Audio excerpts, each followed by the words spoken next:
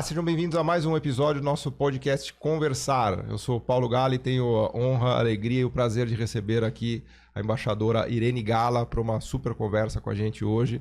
Antes de mais nada, explicar que eu estou aqui como convidado no canal do professor José Márcio Rego. Ele me deu o mandato aqui para eu fazer a abertura da conversa de hoje. Aproveitar para convidá-los para assistir as outras entrevistas também, que estão muito, muito legais. Alguns desses vídeos vocês vão encontrar também no meu canal. A gente tem feito aqui uma joint venture, né, Zé Márcio, dessas conversas. E também agradecer a presença aqui do professor Luiz Felipe Kozak, que é um dos idealizadores dessa série, que também está em livros, né? Para quem não conhece, vale a pena dar uma olhada nos livros da série. Tem conversas com economistas, conversas com filósofos, com historiadores, com cientistas políticos, né? Uma grande obra que o Zé Márcio fez e deixou pra gente. Fala, Zé. E cofundador do canal, né? E Luiz Felipe também aqui na mentoria, né? Na condução do canal também, Luiz Felipe. Então, prazer também estar aqui com vocês. Agradecer a sua presença, o Zé Márcio, que é o nosso guru, e Irene, te agradecer de novo por ter topado participar aqui desse bate-papo com a gente. Eu começaria aqui pelo começo, né? Pedindo para você falar um pouquinho Conta um pouco pra gente da sua trajetória, de como é que você chegou no Itamaraty, enfim, como é que a carreira diplomática te atraiu, né? Começar pelo começo, né? Seja bem-vinda. Tá bom. Vou começar pelo começo, eu tenho que dizer que eu sou prima do Paulo Gala, né? Opa, bem lembrado. Ele é mais mocinho que eu, mas enfim, é um prazer estar aqui, muito obrigada pelo convite. Eu tenho 40 anos de Itamaraty, já há um belo tempo. Entrei, fiz Direito na São Francisco e tentei carreira diplomática. A nossa família é uma família de imigrantes, sem nenhuma tradição no serviço público brasileiro, e eu achei por bem que, enfim, meu pai é um nacionalista, né? E eu falei, bom, vou fazer Itamaraty. Tive muito êxito, entrei na carreira e, a partir daí, fui seguindo uma trajetória que me levou para alguns caminhos. Talvez o mais marcante tenha sido o trabalho com a África, onde eu desenvolvi 30 anos de carreira. Agora eu estou menos próxima dos temas das relações Brasil-África, mas continua sendo um tema que me interessa bastante. E eu também trabalhei com áreas consulares e foi muito bom, porque isso acabou me aproximando de um tema que hoje, para mim, é muito relevante, que são todas as questões de gênero, sobretudo gênero dentro do serviço público. Nessa minha militância, né, eu acabei também, em função do trabalho com a África, adentrando os espaços do movimento antirracista, do movimento negro. Tenho um livro escrito sobre relações Brasil-África e tenho aí conversado com as pessoas, fazendo um pouco entusiasmando o público brasileiro a respeito de temas da diplomacia em geral.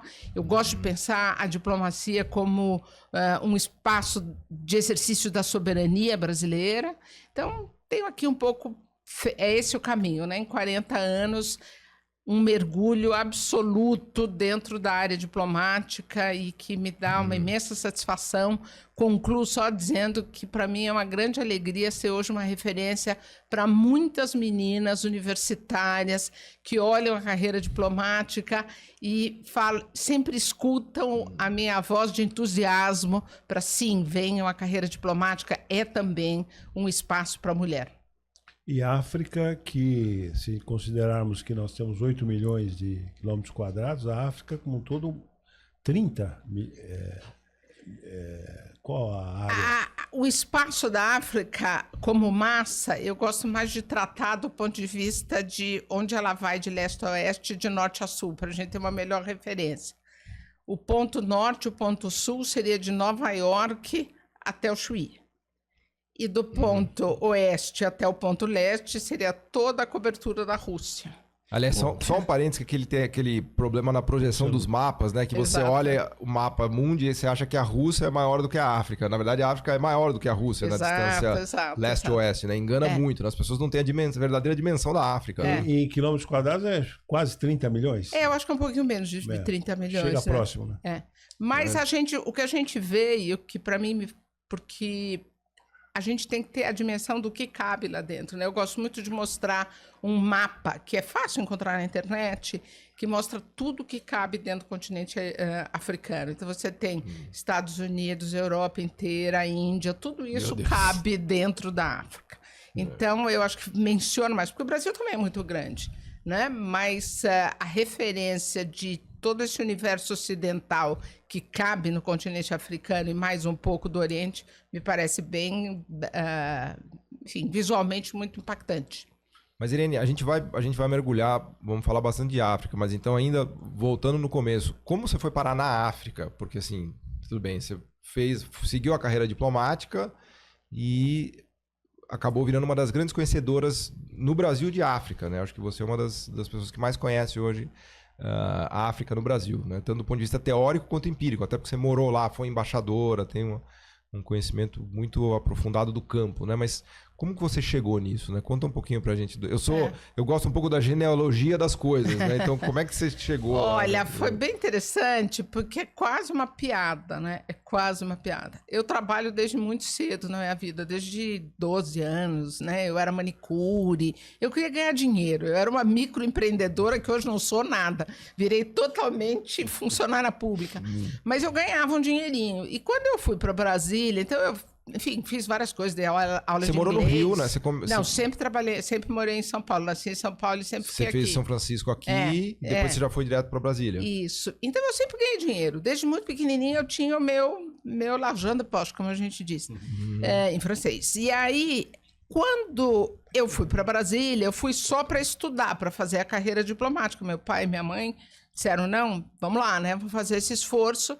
Aí, quando eu cheguei lá, depois de uma semana, eu estava absolutamente sem paciência para passar o dia inteiro na biblioteca estudando, porque eu fui para lá para fazer o vestibular. E aí, eu comecei a, enfim, ver o jornal e tinha lá, procura-se secretária social. Eu falei, vou ver, né? Eu datilografava bem. Aí eu fui e o lugar era na Embaixada da Nigéria. Nossa. E a Embaixada da Nigéria me contratou imediatamente para ser secretária social do embaixador. E nessa experiência, eu acabei convivendo muito com o corpo diplomático africano em Brasília. Você já estava no Itamaraty? Não, eu estava prestando para o Itamaraty. Era ano de 1984. Tá. E eu trabalhava, então, para a Embaixada da Nigéria. E depois, mas nada é por acaso, né? Você já estava lá no lugar certo já, porque aquilo ia ter a ver com Foi uma futuro, coisa né? que me atraiu, me chamou a atenção para o continente. E aí, quando eu fui para o Brasil, quando eu passei no Itamaraty, logo nesse ano eu já passei, a gente tinha que fazer trabalhos. E eu falei assim, o que ninguém estuda? Porque a concorrência é muito grande, ainda era, e acho que vai seguir sendo por muito tempo. Então, falei, o que ninguém estuda? Falei, ninguém estuda África. Eu falei, vou estudar África. Então, eu fiz uma escolha estratégica para tentar, de alguma forma, bypass a concorrência, né? Fazer com que a concorrência não me atingisse em cheio, entrando para as áreas que todo mundo gostava na carreira, ou que eram mais, vamos dizer assim, glamurosas na carreira. Isso que você fala que é o trabalho que você tem que se aprofundar, assim, para quem não conhece, como é que é a carreira diplomática? Olha, quando eu entrei, veio mudando ao longo dos anos, né? Mas quando eu entrei, nós fazíamos 2 anos de escola diplomática. Hoje esse tempo já está reduzido e já há um tempo de escola diplomática comum. Há muita falta de quadros no Itamaraty, então as pessoas acabam indo trabalhar mais cedo. Mas eu fiz 2 anos de Instituto Rio Branco e praticamente todas as matérias do curso tinham trabalhos com tema livre. O que me parecia muito inteligente, porque dava a chance de cada um ir escolhendo e fazendo o que interessasse. Então, de todos, sem exceção, os trabalhos que eu fiz ao longo de 2 anos, eu estudei África. Então, meu primeiro trabalho, que foi sobre direito internacional, eu fiz sobre as fronteiras do continente africano do período colonial e depois do período das independências. Aí eu fiz História Diplomática Brasileira, Relações Brasil-África, e enfim, por aí afora eu fui sempre estudando África. E quando eu fui... então... Você já terminou uma especialidade em África. Eu saí já sendo uma conhecedora dos colegas que trabalhavam na área. E era muito interessante, porque eu já sou bem velhinha, né? Então eu estou falando de 1985, 86. o período da política externa independente era bastante recente. E a política externa independente, a PEI, ela deixou marcas muito importantes na relação do Brasil com a África. Explica, desculpa, você é um pouco chato aqui. Liga a tecla... O que é PEI? Ligar a tecla SAP e explicar o que é a PEI para quem não Tá. conhece. PEI foi a política externa independente que o Brasil desenha a partir dos anos 60 e que ela, então, ajuda a aproximar o Brasil do terceiro mundo. Exatamente num momento em que começam as independências na África e na Ásia. Então, o Brasil faz... Super delicado, né? Foi um momento de aproximação e aí ela vai se alterando, ganhando contornos, mas ela entra no período militar com um impacto de formação de quadros. Ela tinha criado, dentro da burocracia do Itamaraty, diplomatas que tinham participado muito ativamente da elaboração da PEI. Pode citar uns 3, 4 nomes só para... Olha, Araújo Castro tinha sido, que depois foi chanceler, mas ele foi um nome muito forte. Santiago Dantas, enfim, há nomes que depois migram para o período militar, e isso é importante, que no período militar eles conseguem levar uma reflexão que é muito autêntica desses anos 60. Então, é a política dos barbudinhos, que ficou conhecida como os barbudinhos. E chega a influenciar o Azeredo da Silveira? Totalmente. Este grupo todo que se forma é bem interessante, e aí voltando para a minha área, porque quando eu vou trabalhar na área de África do Itamaraty, nos documentos, você ainda achava os documentos todos escritos pelos barbudinhos. Então, quando eu fui, era um período que a África estava, nos anos 80, já começa um debacle, né, das economias africanas, a década perdida, depois dos anos 90. Mas, naquele momento que eu chego, que é nos anos 80, que exatamente 1986, há uma referência ainda muito notória. Então, por exemplo, o Gelson Fonseca, que é um nome, enfim, até hoje bastante importante, já está aposentado. O Gelson trabalhou na divisão de África. Então, havia uma história... ou seja, eu chego numa divisão que tinha uma tradição, mas que estava num momento de baixa. Mas eu entrei com muito entusiasmo. Mas o Gelson escreve bastante, né? O Gelson ainda, até hoje, ele está... A produção dele é enorme, né? Exato. Um dos ideólogos da política externa brasileira, sem dúvida. Mas era um momento, Irene, muito importante para esses países, né? Porque a gente estava falando do... Mesmo que a gente faça uma leitura de importância negativa, de debacle, de crise, porque a gente está falando de uma época ali que eles ficaram independentes, né, de Portugal. Inclusive, queria ver sua reflexão disso, até puxando para as nossas raízes portuguesas. Né? Você falou que nós somos imigrantes, né? Nossos pais, avós são portugueses. E eu imagino que isso tenha influenciado, inclusive, na sua reflexão, né? Porque você conhece Portugal, né? Vindo de uma família, de uma tradição portuguesa. Você conhece o Brasil, você conhece a África, né? Então, eu queria ver um pouco da sua reflexão daquele momento desses países e do papel de Portugal nessa história também. Porque eu acho que é interessante, né, trazer para a discussão o Brasil, como é que o Brasil chega nesse teatro, que era um teatro meio de... Estou pensando principalmente no caso de Angola, de Moçambique, né? Porque o problema de África é que se a gente for falar de África, tem... né? Todas as Áfricas, Quantas Áfricas, né? Mas aqui me chamou a atenção da África... lusófona, de língua lusófona, portuguesa. Exato. E daquele momento ali, dos 80, então, né? vamos dizer assim, meados dos anos 80, a gente está dentro da Guerra Fria. Então, a Guerra Fria é o marco de referência para a gente pensar o que estava acontecendo na África.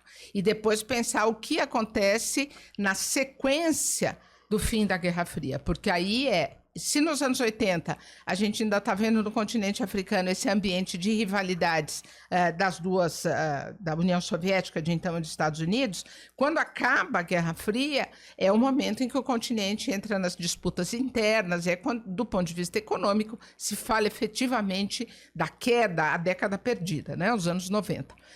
Do ponto de vista de Portugal, para o Brasil, a África, e aí a gente começa a pensar... Qual é o espaço que a África tem no imaginário brasileiro, né? E o que a gente pode olhar para frente a partir de uma experiência de passado. O Brasil até até 1850, quando acaba o tráfico, quando realmente se põe fim ao tráfico, a África era provedora de braços de mão de obra, enfim, e é isso que todo mundo sabe. Em 22, eu escrevi um texto que eu gostei muito de escrever com um colega meu da Biblioteca do Itamaraty, do arquivo. Depois a gente tem de 1850 a 1950, um período que a África some da história diplomática brasileira. Olha. Embora houvesse uma atividade, inclusive de algum comércio, porque até 1850 o Brasil é quem domina, brasileiros, interesses brasileiros, enfim, luso-brasileiros dominam toda a costa ocidental africana. É porque, entre aspas, o mercado de trabalho brasileiro, entre aspas, era a África. Exato. Os braços de trabalho no Brasil eram os africanos. Então, isso, né? Neste período, a gente mantém laços lá, mas a historiografia diplomática apaga isso. Sobretudo a diplomacia, a história diplomática mais tradicional. O que eu chamo... Por qual razão?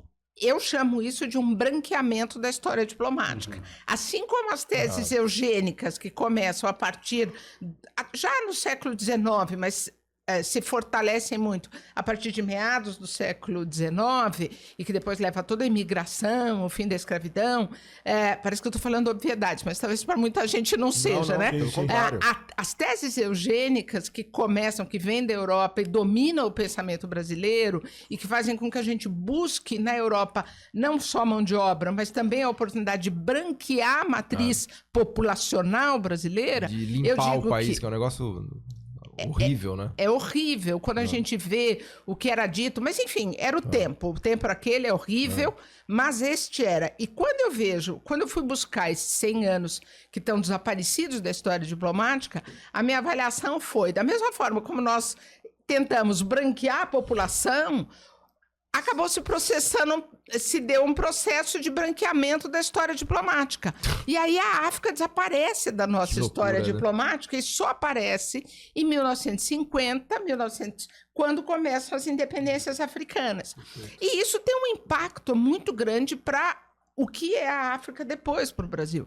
Porque se até 1850 ela era a fornecedora de mão de obra escrava e de uma população que não tinha alma, que não tinha história, que não tinha saber, quando ela desaparece, ela deixa de entrar na história como o grande elemento da formação do capital no século XIX, de promoção de um novo ciclo econômico tão importante. Então, a África como um espaço relevante na construção da economia do século XX, ela não entra na história brasileira. O colonialismo, né? quer dizer, o colonialismo, a partição da África, ela está abandonada. E é muito interessante que nos documentos brasileiros a gente vê que as missões diplomáticas, na época a gente chamava legações, do Brasil na Europa, já estavam bastante atentas a este fenômeno do colonial na África. Por quê? Porque o Brasil procurava, eu estou divergindo, estou saindo do assunto, estou fazendo uma mudança aqui, mas é que eu acho fascinante isso. As nossas missões na Europa entendiam que a mão de obra branca, o esforço europeu na África, ia dificultar o Brasil de encontrar mão de obra para trazer para cá. Então, a África começou a ser concorrente do Brasil já em meados do século XIX. E aí ela desaparece da nossa história, e quando ela entra já com a noção de países livres, mas sem uma relevância no cenário econômico, e sim uma relevância apenas para o contexto da Guerra Fria, o que para a gente era parte dos objetos também desse esforço, né? Nós não éramos atores relevantes nesse processo. Então, quando a África, de fato, entra no radar do Brasil, que é depois do fim da Guerra Fria, ela ainda traz na memória histórica do Brasil, é uma coisa dura que eu vou dizer, mas ela traz a memória histórica ainda é a terra de escravos.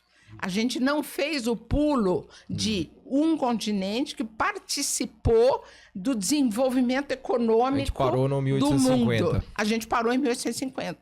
E aí, Agora, com Que loucura. isso na reflexão no mundo diplomático. Agora, na reflexão histórica, alguns historiadores continuaram a ter uma visão um pouco mais avançada. Mas isso é mais recente, mais né? recente. Muito mais recente. O livro O Trato dos Viventes. Não, mas tudo bem, mas aí você está falando já de um livro dos anos 2000, né? Mas não há historiadores outros, não necessariamente brasileiros, europeus mesmo, ou portugueses, que têm uma visão diferente dessa da diplomacia, da história da diplomacia brasileira e desse embranquecimento? bom, primeiro que não é da diplomacia, é minha, né? Claro que eu sou uma voz. Eu lancei essa tese, né, do branqueamento, Eu acho que para bem pertinente. que as pessoas reflitam sobre Sim. isso, tá? Mas não é uma tese que esteja consagrada nos livros de história diplomática. Tá. Muito recentemente, quando a gente começa a falar de estudos decoloniais, começam a surgir outras reflexões sobre o papel da África. E aí nós temos autores que começam pelo próprio embaixador Costa e Silva, que faleceu recentemente, que é um diplomata brasileiro. Alberto, né? Alberto da Costa e Silva. E ele veio trazer a história da África, mas ele foi inclusive ao período anterior à presença dos portugueses, né? Então, é muito recente esse exercício, muito recente. E aí surgem alguns movimentos, inclusive a partir dos Estados Unidos, autores estrangeiros, mas no Brasil é todo o século XX. Tá? Não é um trabalho que seja anterior. Sobre Portugal, que eu acho que é bastante interessante, eu falei que uma matriz do nosso pensamento é aquela matriz que ainda remete a antes de 1850, que não faz o upgrade, né, da inserção continental no mundo, do continente africano no mundo. E outra memória muito forte que o Brasil manteve foi o da relação com Portugal, porque o Brasil, a partir dos anos 50, passa a defender a tese, portanto, ainda antes das independências africanas, a gente começa a defender a tese do lusotropicalismo, da obra de Gilberto Freire. Exatamente. E a gente levou isso até 1974. É verdade. Então, para nós, o que é o lusotropicalismo? É toda a referência de um Brasil mestiço, um Brasil que vive num ambiente de racismo. Democracia racial. Democracia racial, onde Portugal tem um espaço de domínio sobre as colônias africanas, o que faz com que o Brasil vote junto com Portugal. É muito interessante porque o último voto que se dá nas Nações Unidas, dentro do Comitê de Descolonização, que é a quarta comissão, se não me engano, a propósito das colônias portuguesas na África, o único voto de país não colonial é o do Brasil. Só votam as colonial não, dos países metrópole. Só votam as metrópoles e o Brasil. Então é muito engraçado. Então veja que para nós a gente Gilberto Freire faz a apologia de Portugal, né?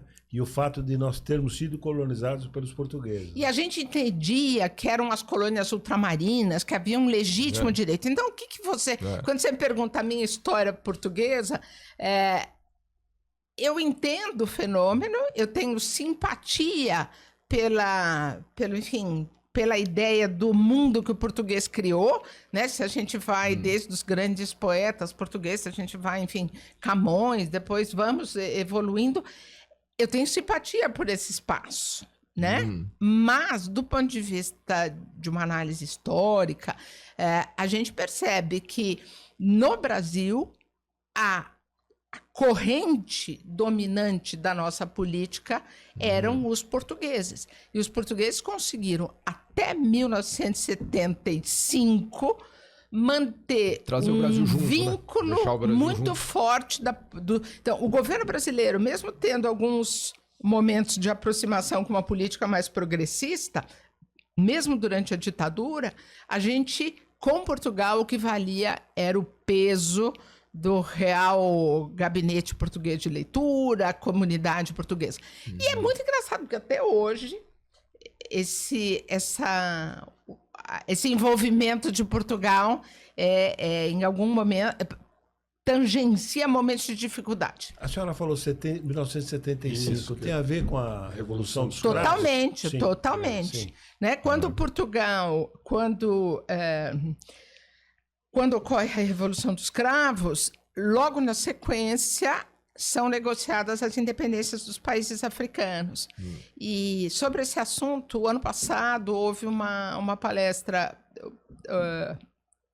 foi o aniversário, não, esse ano já, foi esse ano o aniversário de 50 anos das Revoluções dos Cravos. E na USP fizeram... Tô aqui com a música, foi bonita a festa pá, fiquei contente, ainda trago renitente um velho cravo para mim. Sabe que ele é cantor também nas horas vagas. Né? Que delícia. Chico, né? Então foi... Neste aniversário dos 50 anos, houve um evento na USP, organizado até pelo Consulado de Portugal aqui, absolutamente fantástico, em que um dos professores portugueses, que é o Álvaro Vasconcelos, e o José Luiz Cabasso, que é um moçambicano que mora aqui, é um moçambicano branco, que foi ministro do Samora Machel, participou da independência de Moçambique, eles contam a história da Revolução e o impacto para a África. É absolutamente fantástico de ver como os revolucionários, o grupo militar, né? A revolução militar que levou ao fim do regime salazarista, na verdade, enfim, segundo a apresentação que ali fizeram, eles trazem a ideia de que aquilo era o interesse em pôr fim à presença na África. Por quê? Porque os jovens portugueses estavam comprometidos com aquele esforço de manutenção das colônias e para eles aquilo já era insustentável. Mas na hora que eles voltam e que o regime está, enfim, eles conseguiram derrubar o regime, o esforço para fazer a independência da África reduz muito dentro das elites que assumiram o poder em Portugal. Então, E esse momento da independência dos países africanos, na década de 70, houve uma discussão, salvo engano, me corrija, por favor, sobre como seriam as fronteiras, né? Sobre como é que foi esse processo de definição das fronteiras dos países africanos atuais? Já estava dado no período da colonização ou foi nesse momento que houve as discussões sobre fronteira?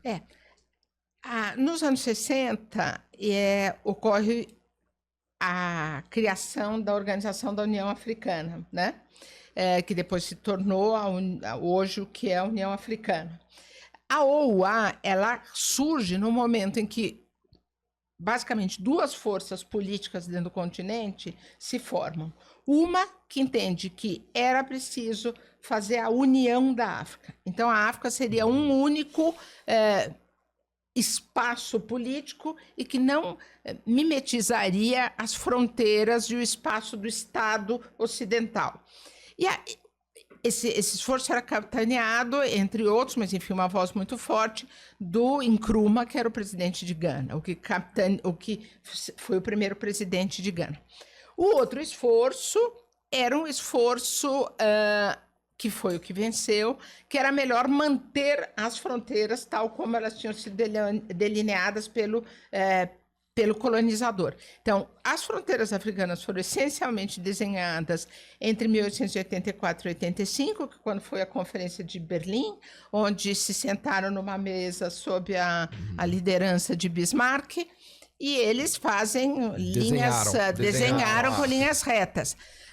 Para os africanos que, na criação da OUA, entenderam melhor manter aquilo, a aposta foi: nós temos muitas controvérsias e se a gente abrir aqui uma caixa de Pandora, isso daqui vai fugir do controle. Então, vamos manter. E criaram, do ponto de vista legal, um desenho jurídico que punha, então, um marcador. As fronteiras do período colonial são inegociáveis. Não vamos nunca abrir a discussão sobre fronteiras. E o fato é que são pouquíssimas as fronteiras africanas que foram negociadas depois. Uma, talvez a mais recente, é a divisão do Sudão, entre Sudão e Sudão do Sul, isso já no século XXI, em função de, enfim... Pode-se aqui especular quais são as razões, mas o Sudão do Sul se torna um grande produtor de petróleo e há uma fortíssima campanha, o assunto vai para a ONU, enfim, e aí há a repartição. Mas, essencialmente, as fronteiras foram mantidas para evitar um elemento de conflito. E essa decisão de manutenção das fronteiras lá do século XIX foi uma decisão eminentemente soberana dos países africanos. Não teve uma influência norte-americana, soviética ou de algum país de fora? A decisão é essencialmente africana, mas não deixa de pesar o que é o papel que as ex-metrópoles ocupam no desenho da nova política africana. Os tratados todos das novas nações, no tocante, sobretudo, ao desenvolvimento econômico, são, com raríssimas exceções, desenhos que mantêm estruturalmente a vinculação do novo país com a ex-metrópole. Então, é claro que havia um interesse em não mexer, porque, do ponto de vista de organização econômica, se manteve tal e qual. A França, Inglaterra... Os vínculos continuaram mantidos. Os vínculos continuaram muito fortes e, enfim, em alguma forma, se mantém até hoje, do ponto de vista estrutural. Né? Só, eu queria, assim, eu tô com 15 perguntas para te fazer, mas não vai dar tempo, infelizmente. Mas eu queria, só para fechar esse capítulo do branqueamento da história... que na verdade você começou com uma linha aqui interessantíssima de conversa do branqueamento da história diplomática, mas eu acho que é um branqueamento da história mesmo, né? E até conectando com a pergunta do Zé Márcio Rego, eu queria te ouvir em relação a isso, porque, por exemplo, se a gente pegar um Luiz Felipe Alencastro, né, que é um grande historiador, amigo nosso, é possível fazer uma leitura do trabalho dele como uma leitura vamos dizer assim, de trazer clareza para essa ideia do branqueamento, porque não é que a África desapareceu da história diplomática, ela desapareceu de tudo, né? Queria te ouvir em relação a isso. Acho que a própria história brasileira passou por o jeito que se conta a história brasileira, que se contava a história brasileira, também passou por um branqueamento desse tipo, não? Agora, nos últimos, sei lá, 10, 20, 30 anos, eu acho que há um esforço, né, de mostrar isso, né? Mas, enfim, você que é especialista nisso, eu queria te ouvir sobre isso, entendeu? Aí a gente entra, talvez, menos numa questão que tem a ver com a África, mas tem a ver com o discurso dominante na formação da história do Brasil. Então, os silenciamentos históricos são silenciamentos de negros, são silenciamentos de mulheres... Desculpa te interromper, me vem esse livro que acabou de sair da Lilian Schwartz, né, do... Embranquecimento. O embranquecimento, que é a ausência que fala, né? O embranquecimento nas imagens. Nas imagens brasileiras, né? A ausência que diz muita coisa, né? Você não acha que isso se aplica a tudo? Veja só, eu fiz uma tese, no Itamaraty a gente tem que fazer uma tese, e essa tese foi a que depois eu fiz virar um livro. E eu, como publicado com qual título? A Política Externa como Ação Afirmativa. Relações Brasil-África, Política Externa como Ação Afirmativa. É o período Lula, os primeiros 4 anos do governo Lula. Como aqui todo mundo acadêmico, né? Você, quando vai escrever sobre alguma coisa, você faz uma resenha do que já foi escrito sobre aquilo. Quando eu faço essa resenha, eu resolvo inovar na perspectiva de análise. E eu digo que eu vou, então, apresentar o que foi escrito a partir de quem conta a história. Então, eu divido o período, eu divido essa resenha em olhares brancos, olhares negros e olhares atentos. Então, qual foi a história das relações Brasil-África, olhada por brancos. Ah, legal. Como é que os brancos contaram essa história? Aí eu fui pegar negros e falei, como é que os negros contaram essa história? E depois, quando você já chega num momento muito mais recente, que já é final do Você chama de olhares atentos. Aí eu chamo... Não dava para pôr branco, preto, não tinha outra cor, né? Então, olhares brancos, negros e atentos, porque começam a perceber que há uma complexidade de atores. Então, nos olhares brancos, toda a perspectiva analítica, o sujeito é o branco e o negro será sempre o objeto da relação do Brasil com a África, das relações internas. Quando você vai para o olhar negro, a perspectiva analítica é o negro contando essa mesma história. E depois, no olhar atento, você percebe que há uma nova atenção para essa complexidade.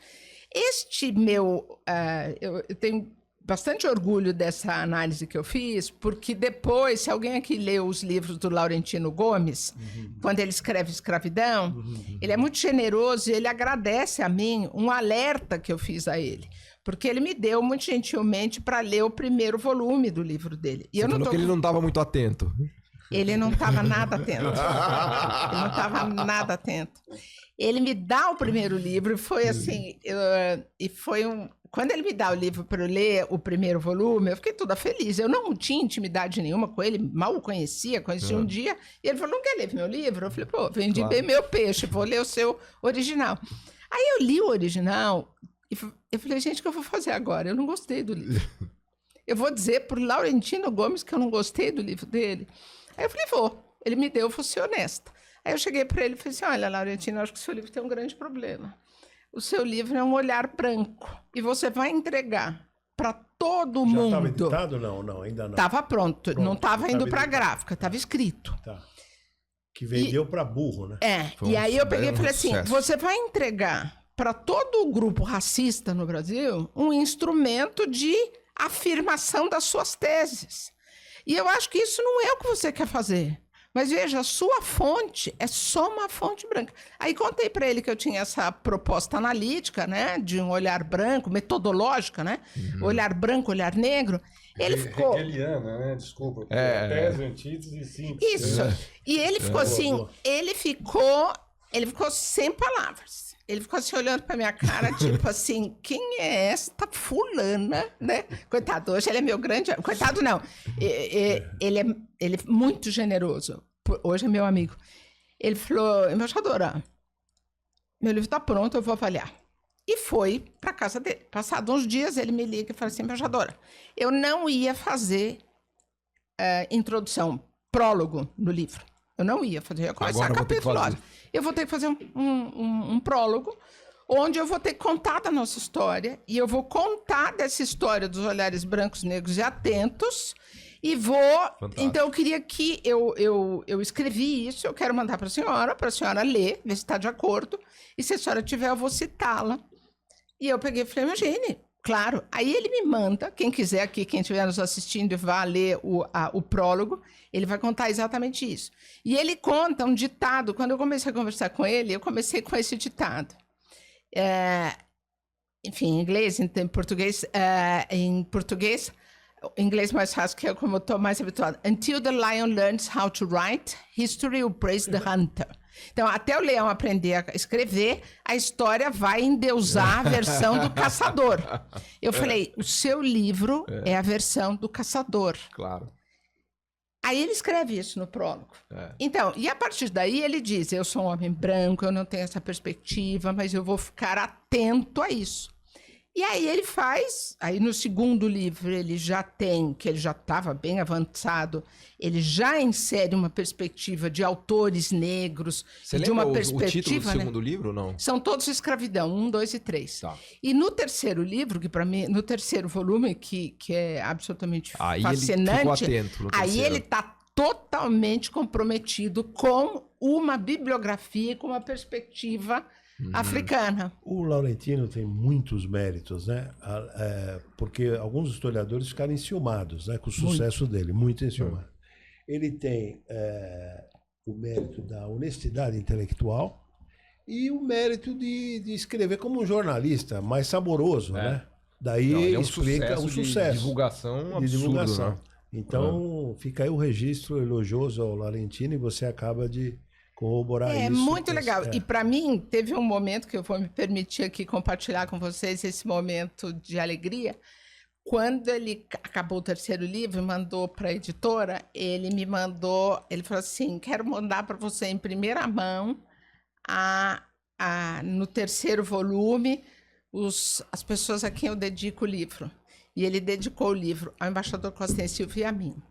Que legal, hein? Quer dizer, para uma pessoa que entra... A senhora falou rápido, eu não peguei. A você e quem antes? Ao embaixador Costa e Silva. Costa e Silva, Alberto. Quer dizer, o embaixador Costa e Silva... Já tinha falecido ou Alberto não. Ainda não estava vivo? Fantástico. A pessoa que é a referência, sobretudo no geral, Alberto mas Costa. em particular no Itamaraty, para mim, conseguir estar ali numa posição que se aproxima... Foi uma grande... Não, ali você tá, desculpa, você tá de igual para igual. Foi no sentido da dedicação do livro, você tá de igual para igual.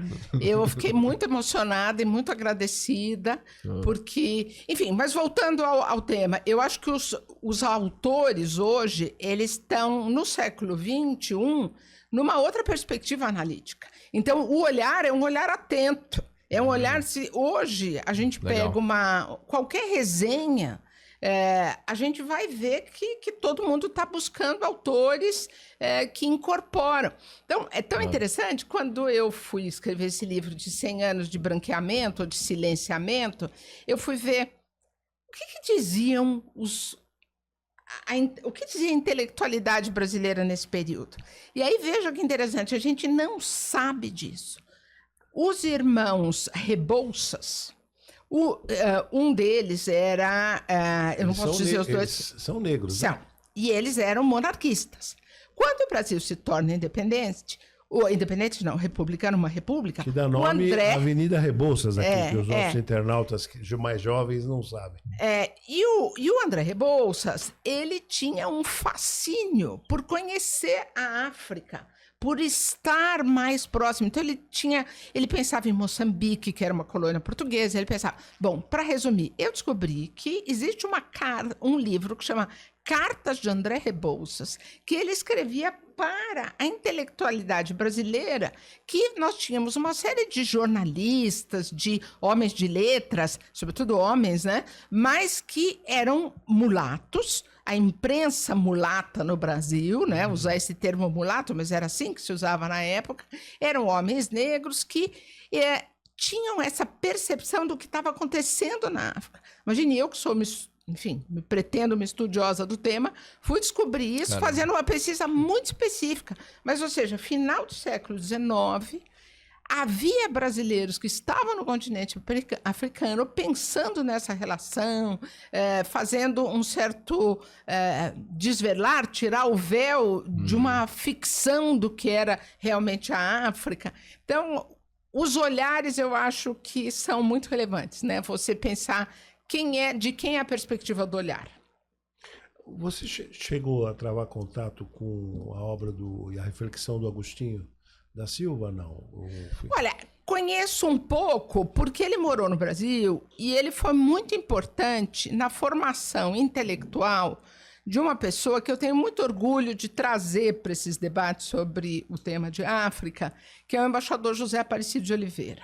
O embaixador José Aparecido de Oliveira foi o criador do Instituto Internacional da Língua Portuguesa quando foi ministro da Cultura. E depois foi o idealizador da Comunidade dos Países de Língua Portuguesa. Uma coisa que enfim, foi preciso algum tempo para descobrir... E foi ministro da Cultura, né? Foi, como ministro da Cultura, que ele criou o Instituto Internacional de Língua Portuguesa em 1987, salvo engano, enfim, acho que isso. Mas... Não foi 87, mas enfim. Ele tinha sido chefe de gabinete do Jânio Quadros durante a criação da política externa independente.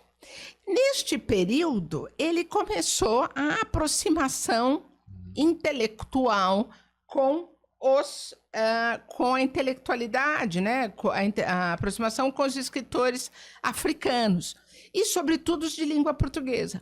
E aí existe um movimento muito interessante, que era a Casa do Estudante Africano em Portugal. enfim, embora eu não entenda, não seja uma conhecedora do trabalho do Agostinho da Silva, ele teve um papel nisso, ele se tornou muito amigo do Zé Aparecido, e quando o Zé Aparecido cria a Comunidade dos Países de Língua Portuguesa, o Agostinho da Silva já tinha passado pelo Brasil, tinha criado o Centro de Estudos Africanos na Universidade da Bahia. Enfim, ele tem um papel importante. Uma figuraça, né? E pouco conhecida, né? Ainda dos intelectuais brasileiros. O Agostinho ainda é pouco. Porque Agora, eu acho mais que ele... recentemente que ele está sendo reavaliado, né? Eu acho que ele entra nessa leitura freiriana. Sim. Tá? O próprio Gilberto Freire é uma pessoa contestada na análise quando ele faz esse discurso. Então é preciso fazer uma releitura e dentro, tirar o período... O otimismo racial dele não cai muito bem, né? Vamos dizer assim. Então eu acho que o Agostinho da Silva, ele passa ainda por um período em que Portugal tinha uma relação com as colônias que era... enfim, até hoje é difícil para os portugueses fazerem... Mas eu acho que é legítimo, eu não tiro a razão. Fazer a desconstrução da relação colonial. Sim. Tá? Eles entenderem que eles não tinham um espírito espoliador, enfim. Entre nós economistas, que estudam o Brasil e tentam interpretar o Brasil, são raros os que sabem do Agostinho da Silva. O único, talvez assim, mais conhecido tal, é o Eduardo Janete da Fonseca. Eduardo Janete da Fonseca se deslumbra tardiamente com o Agostinho da Silva. Tem um papel importante na história da construção do movimento negro no Brasil, das reflexões sobre a África. Quando a gente fala ainda também desse diálogo do Brasil com a intelectualidade africana, e eu acho isso bem interessante, eu não vi nada ainda feito sobre o que foi o papel do movimento de libertação na Argélia. Porque é interessante que vários brasileiros que na década depois do golpe militar tiveram que sair do Chile, alguns passaram pela Argélia. E eu não tenho isso bem, como eu disse, ninguém nunca estudou, eu tenho só referências. Acho que o próprio Arraes, né? Não sei te dizer, porque eu junto pedaços de história, mas nunca vi ninguém estudar isso. Mas o fato é que na Argélia, por exemplo, havia todo o movimento de luta contra o apartheid da África do Sul, o movimento de independência da Namíbia, ainda os países da região ali toda, enfim, a Rodésia, que só se tornou independente na década de 80. Então, na Argélia se construiu uma ligação entre personalidades do mundo político brasileiro, do período enfim, gente banida pelo regime, ou que saiu depois do regime militar. Quase um segundo Chile, né? Um segundo Chile. E isso nos aproximou de nomes também que lutavam contra o salazarismo. Então, isso só porque... Eu não sei se, por exemplo, Agostinho da Silva passou pela Argélia, mas as referências do nome dele com gente que passou para lá estão mais ou menos sinalizadas na minha cabeça. Mas ninguém nunca... Eu não conheço nada escrito sobre isso. Irene, eu não queria perder a perspectiva antropológica aqui da nossa conversa, então eu vou voltar para a discussão da sua trajetória no Itamaraty e queria chegar na parte em que você chega na África como embaixadora, de fato, né? Então conta pra gente um pouco como é que foi isso, né? Como é que você virou embaixadora lá, como é que foi sua experiência, como é que você conecta isso com seus estudos, enfim. Olha, eu trabalhando com África no Itamaraty, muito jovenzinha, né? Terceira secretária, eu fui trabalhar na área de África e aí eu recebi um convite do então... enfim, na época ele era subsecretário de Ações dos Políticos, me conheceu e ele foi ser embaixador em Lisboa. Embaixador Luiz Felipe Lampreia, que foi chanceler durante 7 anos. Então, quando ele vai para Portugal, ele resolve me levar para trabalhar com cooperação Brasil-Portugal-Palopes, porque eu já era uma pessoa que... enfim, ele me singularizou como alguém que acompanhava a África. E você conhecia Brasil, conhecia África e conhecia Portugal. Enfim, e aí ele me levou e eu, a partir de Portugal, comecei a estar mais atenta, porque eu já estava trabalhando mais ainda com isso. E você ficou em Lisboa um tempo? Ministro das Relações Exteriores do FHC. Exatamente, do FHC. Já falecido, né? Isso. E aí ele foi substituído pelo embaixador Zé Aparecido de Oliveira. Quanto tempo, desculpa, Irene, quanto tempo você morou lá em Lisboa? 3 anos só. 3 anos nesse período. Peguei então o Lampreia, que foi substituído. O Lampreia veio ser chanceler do Itamar E o Zé Aparecido foi ser embaixador em Lisboa. O Zé Aparecido, injustiçado pela crônica intelectual e política brasileira, né? Tem uma famosa piada, ele era um homem culto, etc., mas tido como... A turma tirava um sarro dele. Tem uma famosa piada, Zé, você precisa ler um livro. Qual? Qualquer um, Zé. Agora você virou ministro da Cultura. Era ele que era o injusto. Você conhecia essa piada, não? É uma sacanagem. Ele era um homem interessantíssimo, né? Eu conheci ele. Se você me permite, recentemente lançaram um documentário sobre ele, que eu recomendo, e eu acho que começa ali um processo de recuperação do papel histórico do Zé Aparecido. Que foi um cara importante. Ele tem enfim, fazendo um parênteses aqui, a gente volta, Paulo. Claro. Mas é tão impressionante o Zé Aparecido como ministro da Cultura e depois governador do GDF. Brasília, com 22 anos, ele conseguiu fazer de Brasília patrimônio histórico, patrimônio urbanístico da humanidade. Aí, ele era um aglutinador, né? Ele era um homem, ele fazia acontecer. E a gente via isso. No processo de criação, de aprovação do Estatuto como Cidade Patrimônio da Humanidade, Brasília, as pessoas falavam assim, imagina, cidades que são patrimônio têm milhares de anos, centenas de anos, enfim, mas é tudo milenar. E você quer Brasília com 22 anos? Ele falou, vou fazer, e fez. E é graças a isso que a gente consegue até hoje manter Brasília fora, porque está tombado, fora da especulação imobiliária no plano piloto. Então, quando você chega lá, você fala, pô, como é que isso aqui resiste ainda, né? Esses dias eu estava em Brasília olhando e falei, como é que tem um gramado desse tamanho aqui no coração de Brasília, né? Uma obra de Zé Aparecido de Oliveira. Então eu gosto de ouvir isso, porque eu passei enfim, desenvolvi por ele um imenso carinho e, sobretudo, respeito intelectual e força política. Nós precisamos de pessoas que são potências políticas. Zé Aparecido era.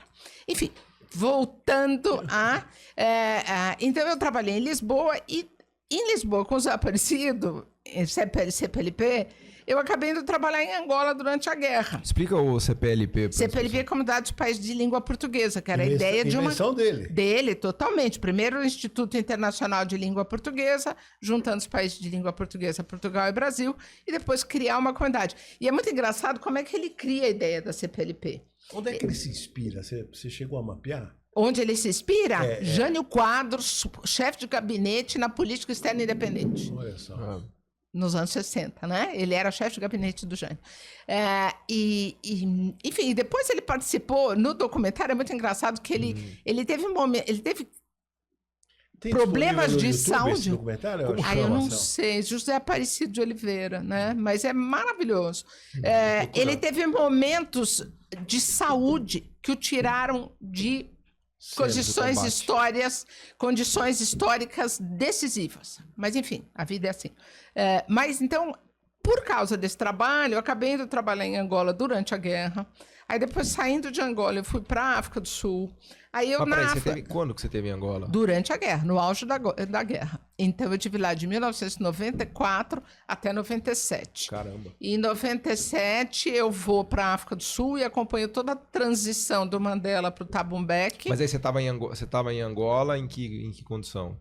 Eu era diplomata, eu era segunda secretária, eu era, enfim, estava na embaixada, um país totalmente em guerra, muito interessante. Você morava em Luanda mesmo? Morava em Luanda e nunca saí de Luanda, porque a 18 quilômetros da cidade, né? Você já estava em área de guerra, né? Então eu só fiquei lá, né? Mas foi... Então, a partir disso, eu fui me especializando em África. De lá você foi para a África do Sul? De lá eu fui para a África do Sul, voltei para Brasília. Em Brasília eu fui chefe da divisão de África, no Itamaraty. Aí você ficou em Johannesburgo um tempo? Não, ficamos em Pretória, né? Que é a capital. Que é a política, né? Aí, quando o Brasil, já no início dos anos, ainda governo Lula, em 2004 o Brasil toma assento no Conselho de Segurança. E eu sou convidada para ir para Nova York para acompanhar. Foi daí que eu te conheci, porque eu estava lá fazendo, eu estava contando para eles, eu estava fazendo meu doutorado e tinha lá um embaixador da missão brasileira na ONU, falou, tive com a sua prima ontem, com a Irene Gala. Falei, como prima, Irene Gala? Falei, mas você estava se referindo ao meu pai, né? Foi nesse... E aí você ficou um tempo morando lá em Nova York. Eu fiquei em Nova York, então em Nova York eu cobria o Me lembro que você me convidou pra uma feijoada maravilhosa lá. Lá na Colômbia, né? Tava, em 2005. Fui comer uma feijoada na casa dela. Foi uma alegria. Porque você tá primos lá em Nova encontraram. York. Fala, puta, uma feijoada em Nova York é uma coisa incrível, né? E aí eu, enfim, passei a acompanhar a África também do ponto de vista multilateral, fiz uma série de visitas ao continente como Aliás, o delegação. embaixador Rubens e Cúpero faz rasgados elogios a ela quando nós fomos levá-lo para casa, né? E eu Acho sou que falamos na entrevista também dela, não? Eu acho que sim, mas eu lembro do trajeto, ele fez rasgados Ele é um elogios. Enfim, e aí, muito generoso sempre. E aí eu acabei ganhando essa experiência em África, e aí quando eu saí de Nova York, acabei indo para Roma, foi um momento assim, um escorregão, porque eu pedi para ir para a Etiópia e acabaram me mandando para Roma, Bom. né? Falei, bom, né? Mas enfim, Mas é o famoso caiu pra cima, né? enfim, mas do ponto de vista de carreira foi muito interessante. E depois de lá eu fui ser embaixadora em Gana. E depois, quando eu voltei já no governo. Que ano, embaixador em Gana? Eu fiquei 6 anos em Gana, de 2011 a 2017. Tá. E quando eu voltei, já era governo Temer. O interesse em África era muito baixo, eu acabei não conseguindo uma colocação em Brasília e vim para São Paulo, porque eu também tinha razões pessoais para vir para São Paulo, onde eu estou desde então, e essa é um pouco a razão a minha relação com a África. Então, agora, há alguns anos eu não trabalho mais com a África, mas eu saí da África, mas a África não saiu de mim, né? Então, mas eu queria, antes da gente chegar nesse momento, o Irene São Paulo, eu ainda queria explorar um pouquinho o Irene em Gana, porque você ficou lá num período importante. Né? Você presenciou a expansão brasileira, os investimentos brasileiros, né? Até recentemente eu tive conversando com um empresário em Recife, que fez muitos investimentos lá na África e tal, me lembrei muito de você. Vários empresários brasileiros com muito sucesso, né? E depois com crise, com Lava Jato, com tudo que aconteceu, teve um pouco da ascensão e queda do Brasil na África, né? Você testemunhou isso lá de camarote, né? Então conta pra gente um pouquinho do que você viu, do papel de expansão, depois de contração, né? Você As construtoras estavam lá nessa época. Olha, quando eu estava em Gana, nós tínhamos 5 construtoras brasileiras lá, todas atuando. Então foi um período áureo. Eu era praticamente a embaixadora do Brasil, a representação do Brasil era a mais importante representação diplomática no país, né? Por quê? Eu lembro que durante o período... o capital que estava fluindo para lá, via Brasil, né? Embora se falasse muito, né, investimento brasileiro, na verdade o trabalho das construtoras é pouco investimento e é mais um fluxo de dinheiro, mas naquele momento sai um estudo... Quem estava lá, o Odebrecht? O Aécio, Andrade Gutierrez, a Queiroz Galvão e a Contracta. A Contracta é uma empresa pequena que começa a sua atividade internacional lá e que hoje continua e está expandindo. Então, nós tínhamos 5 empresas brasileiras e empresas que chegaram num momento que a gente pegou, vamos dizer assim, um grande ápice do crescimento da economia de Gana. Então, eles estavam muito habilitados para fazer uma série de empréstimos internacionais e os chineses ainda não estavam tão presentes. Então, nós ganhamos um espaço que era incomparável. Não é... Enfim, há muita gente que fala teoria da conspiração e tal, mas eu acho que Gana, dentro da África, é emblemático do interesse de se tirar o Brasil. Porque nós éramos definitivamente a potência, a referência. Não havia espanhol, não havia português, não havia nada para comparar com a gente, nem os chineses. E era um trabalho era muito bom ver o trabalho brasileiro, porque nós levávamos qualidade e competência. Era tão bonito, eu lembro muito disso, havia uma obra muito grande no Marco Zero da cidade, feita pela Queiroz Galvão. E a gente entrava, todos os funcionários bem paramentados, com itens de segurança. E eu lembro que um dia eu entrei, tinha aqueles quadros que tem em construção, números de dia sem acidente. Pô, isso era uma referência que era absolutamente nova para a atividade de construção deles. Lá. O presidente... Eu acho que, enfim, em grande maioria dos países africanos. O presidente de Gana, ele fez um encontro com representantes, embaixadores do país. Quem era o presidente na época? Era o João Mahama. que agora está se candidatando de novo. O John Mahama, ele fez uma reunião de embaixadores de fim de ano. Com chance de ganhar, né? Perdão? Com chance de ganhar. Com chance de ganhar. Eles fazem sempre umas trocas, agora é a hora da troca, Agora né? Vamos dizer assim. Ele fez uma reunião de embaixadores onde ele disse o seguinte: se vocês querem conhecer a nova Gana, vocês têm que ir ao Marco Zero e ver a obra dos brasileiros naquele país. Ali naquela região. Era tão bonito ver. A nossa referência era uma referência de excelência. Pela primeira vez, havia uma obra no país que era conduzida 24 horas por dia, 7 dias por semana. Num país sem energia elétrica para cobrir todo o tempo, o pessoal da obra levava holofotes e montava pedaços do que era um elevado. Viaduto, é um viaduto. Era um acesso viário. Era um acesso viário, vários viadutos. Tá. Então, eles preparavam as estruturas, durante a noite eles iam lá, montavam os pedaços da obra. As pessoas ficavam embaixo esperando para bater palma. Eu era embaixadora desse país, tá? Incrível. E todo mundo queria um pouco emular esse Brasil. E aí nós começamos com a Lava Jato. Então, antes de dizer isso, havia absoluta, vamos dizer assim, inveja do espaço que a gente tinha conquistado. E junto com a empresa vem tudo mais, porque não é só a empresa. A empresa faz uma obra, mas ela traz uma série de trabalhos associados. E isso tudo eram trabalhos associados relativos ao Brasil. A partir daí, a gente conseguiu desenvolver uma linha de transporte aéreo, por exemplo, da Ethiopian Airways para o Togo, que era do lado.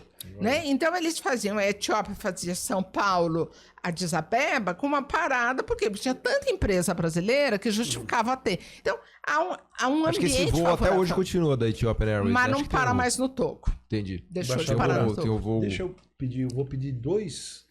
Eu tenho que favores. encurtar minhas falas. Não, eu vou pedir 2 favores especiais. Um é que você diga aqui para nós, se comprometa a voltar, porque tem tanta coisa para... Pô, mas eu não fiz nem metade das perguntas. Não, mas e outra é o seguinte, é que eu tô com um outro entrevistado e eu ia fazer um convite. Se você desse a gentileza, a doação... Isso a gente chama de Zé Marciada. Não, viu? eu vou ter que fazer uma Zé Marciada, que eu estou agoniado, que eu quero te perguntar tanta coisa pra você também. E tô com outro entrevistado, eu queria que você participasse da outra entrevista. Vou só concluir a história da... A gente vai editar isso daqui, porque você não... Não, mas Diego, você participa? Não, antes a gente tem que saber quem é a pessoa. Tem que claro, saber. Lógico, pelo amor de Deus, eu tô preparado para levantar já. Jair Bolsonaro. Ah, bom, então eu posso ficar. Eu queria só, talvez, concluir essa fase de Gana, né, que eu vi a saída das construtoras brasileiras. E é uma pena, foi com muita tristeza que eu vi, e vi uma série de erros do processo, porque realmente a gente não precisava, matou, né? A gente matou a galinha, criança jogou junto água com fora. a água, né? E foi muito ruim. E as empresas brasileiras, algumas delas acabaram orientando as suas sedes para outros países e continuam atuando, só que hoje elas exportam produtos de outros países. Mas o papel delas ainda é muito importante. E os chineses ocuparam muito espaço também, né? A gente acabou entregando de bandeja para as outras empresas, né? Não só, né? Para vários. E sobretudo, a gente perdeu o drive que a gente tinha. A gente tinha construído uma imagem. E essa imagem acabou comprometida em torno das ideias de corrupção. E foi muito triste isso tudo. Eu acho que a gente...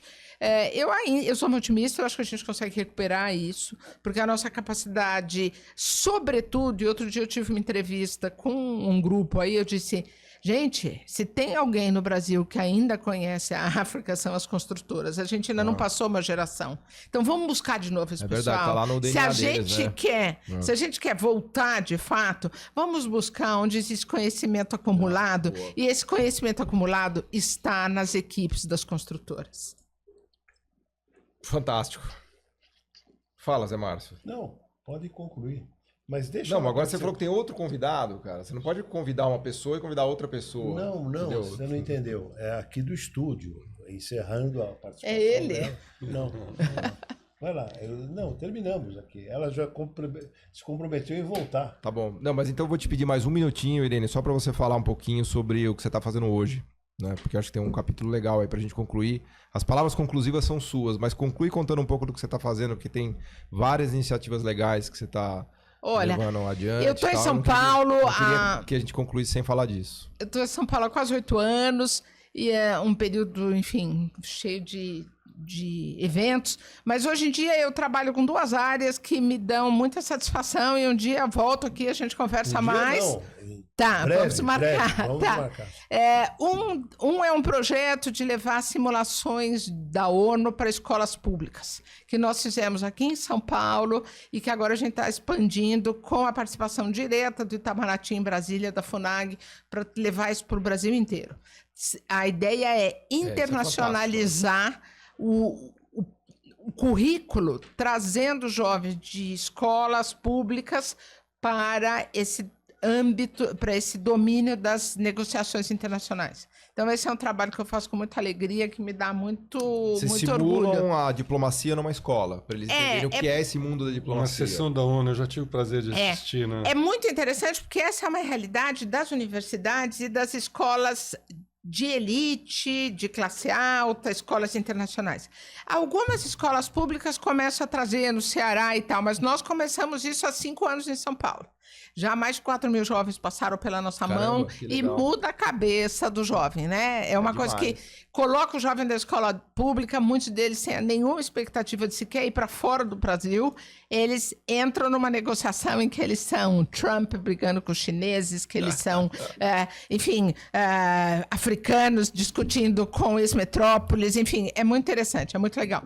E o outro tema que eu estou trabalhando muito é a questão de mulher no serviço público. Eu fui presidente da Associação das Mulheres Diplomatas Brasileiras, acabei renunciando, concluindo o meu mandato um pouco antes, mas hoje eu acabei ampliando a minha área e o meu foco hoje é como nós fazemos que o serviço público seja engrandecido, seja enriquecido pela capacidade de mulheres que estão sendo silenciadas, esquecidas, invisibilizadas. Então, a minha potência hoje é para jovens e mulheres. Embaixadora Irene Gala, muito obrigado por essa conversa fantástica. Na verdade, não é uma conversa, é uma aula magna.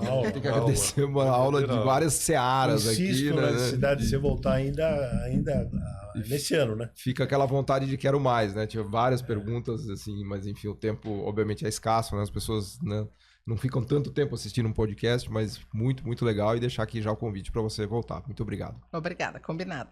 Prazer estar aqui. Obrigado.